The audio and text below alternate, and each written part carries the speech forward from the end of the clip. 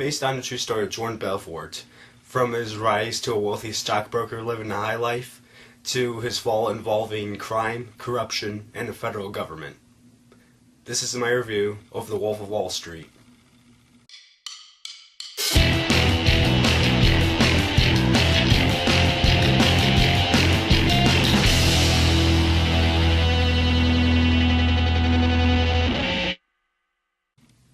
When I saw the first trailer for Wolf of Wall Street, I was really excited because just Leonardo DiCaprio alone in that trailer made the movie look good. Because in the trailer, it looked like he was just going all out and telling the Academy, "Give me my Oscar, give me my Oscar," and he was just doing all this crazy stuff throughout the trailer, and it was like, holy crap, what is going on here? And the final scene of the trailer with Matthew McConaughey doing the chest beat song, that was just funny. So I was excited to see Wolf of Wall Street, but when I found out that the release date was pushed from November and it wasn't announced when it was being pushed back to, I was a little bit sad because I was like, oh come on, I want to see this movie, and the reason it was being pushed was because the studio wanted Scorsese to edit the movie, because the movie is 3 hours long, but Scorsese was fighting back with the studio saying, no, I don't want to edit anything from the movie because it's perfect. And they're battling like for a week or two, and the studio was like, okay, you can have your movie as long as you want. So they pushed Jack Ryan's Shadow Recruit out of its Christmas spot and put Wolf of Wall Street in place of Jack Ryan's Shadow Recruit. And after seeing the movie, it is a really good movie, but I don't think that it's as good as Scorsese's other movies, such as Goodfellas, Casino, The Aviator, The Departed. I think that those movies are better than Wolf of Wall Street, but The Wolf of Wall Street is still good. The good points. So there are three main good points about The Wolf of Wall Street, and those three main good points are the directing, the acting, and the writing. So the film, like I said, is being directed by Martin Scorsese, and you could tell just from the first few scenes in the movie that this was a Martin Scorsese movie. Like, you could see his style. Like, he's one of those directors where it's like, you can tell, like, this is this director's movie, because his scenes, like, throughout this movie were like fast-paced, different angles, and like throughout the scenes, and just fast-paced moments where you're involved and everything.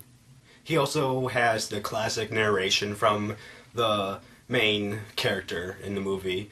Like, he had the main character in Goodfellas have a narration, or the main characters from Casino have a narration.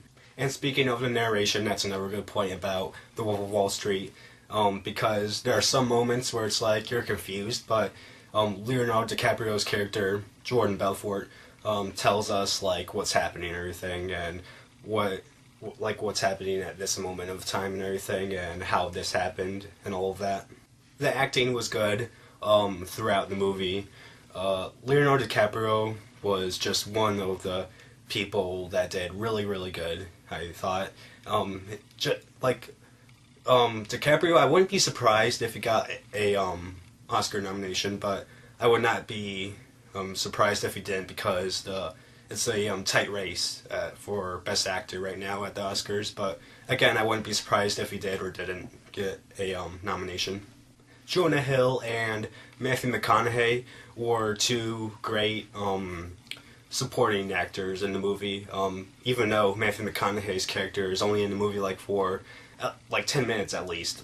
I mean, they show you in the trailer as if he's gonna be like a main part of the entire movie, but that's not true. He's just in there like for 10 to 15 minutes, but those are 10 to 15 really good minutes, because like all the scenes he's in, like, he sort of steals them from DiCaprio, and he just did a really good job just with the time he had in the movie, I thought. As for Jonah Hill, I thought that this is his best acting he's done in any other movie. including Moneyball.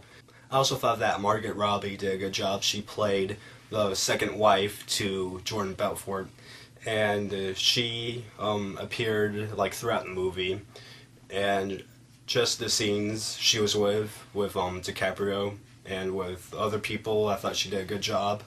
And like I said, I thought that the writing was good.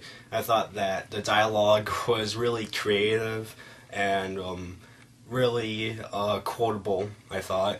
And it had like funny moments throughout the entire movie. Like, and there's this one scene where DiCaprio is like drugged out, and I thought that that scene was written like really good, and I thought the acting and directing for that scene was good as well.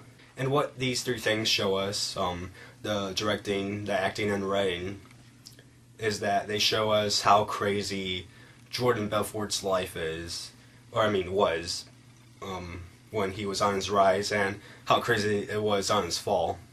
Because he, like, there's a lot of profanity in this movie. Yeah, like, I'll tell you that. Like, if you're one of those people that doesn't like profanity in movies, then The Wolf of Wall Street isn't for you then, because there is a load of it. Because I thought at moments, like, Scorsese pushed the boundaries of the R rating, and at some moments I thought, wow, I'm surprised the studio didn't think, or not the studio, the MPAA didn't think this was a NC-17 movie, because DiCaprio is like doing drugs on prostitutes. Like, there's an orgy on a plane at one moment, and DiCaprio has a candlestick up his butt at one moment. It's like, I mean, it was really crazy. There's just like crazy stuff throughout the entire movie. I was like, well, what the heck is going on? And because of all that crazy stuff, it leads into my next good point, which is the comedy. The comedy is really dark. Like, there's a lot of dark comedy throughout this movie, but it's really good. I mean, I was laughing like throughout the entire movie. Yeah, the one scene, like I said, the scene where DiCaprio is all drugged out and everything. I thought that scene was hilarious, and my the theater I was in was laughing along with me, and everybody was just laughing. It was just crazy. Another good point is the soundtrack of The Wolf of Wall Street, because in Martin Scorsese movies, he, for some of them at least, he likes to use songs from all different genres and a lot of different bands that you wouldn't expect he would have. And for Wolf of Wall Street, he had songs from bands like Devo, Foo Fighters, the Lemonheads, and a lot of other people. And he used them really well, and they fitted well with the scenes that they were in. The final good point I'll talk about is the editing of The Wolf of Wall Street, because I thought that with the 3-hour running time it had, I thought that it went smoothly at some points. I'll get to the bad points about the running time in a second, but overall I thought that the film had a smooth running time. You could tell at some points when like the editing was a little bit bad, but again, I'll get to that in a second. But overall, it was good. The bad points.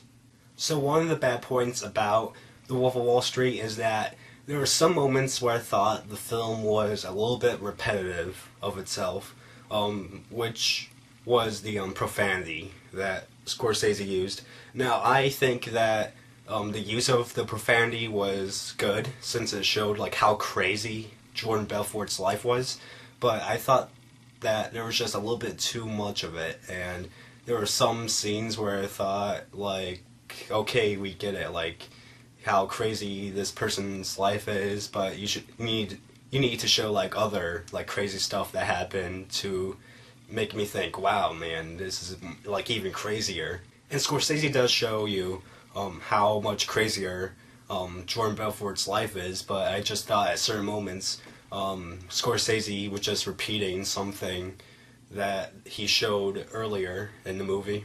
The only other bad point about The Wolf of Wall Street is the editing, and like I said in the good points, the editing overall was good, but at certain moments I thought that the editing was a little bit weird because the pacing like changed a little bit like between some scenes, and it just felt a little bit weird to me.